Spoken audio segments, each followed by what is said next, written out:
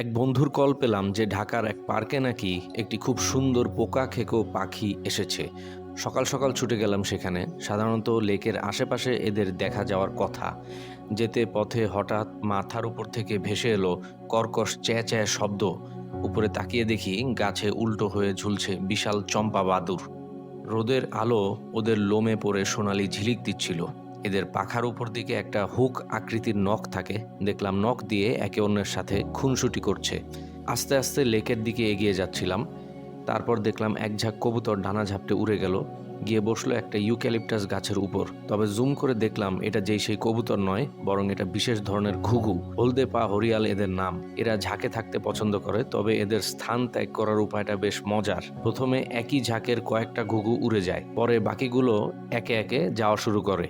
এভাবে পুরো ঝাঁকটাই আবার ভিন্ন কোনো গাছে গিয়ে সমবেত হয়। এদের পিছু করতে করতে আমি আমার মূল লক্ষ্য থেকে বিচ্যুত হয়ে যাচ্ছিলাম। আবার নিজেকে সঠিক পথে ফিরিয়ে এনে লেকের দিকে যাত্রা শুরু করলাম। এবার আরেকটা শব্দ কানে ভেসে আসলো, ঠক ঠক শব্দ।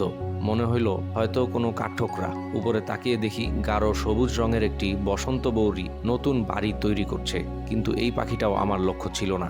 আজকের ভিডিওর তারকা অন্য কেউ। তারপর আবার হাঁটা শুরু করলাম। এইবার সংকল্প করলাম, যেই আওয়াজই কানে আসুক না কেন, আমি আর লক্ষ্যচ্যুত হব না।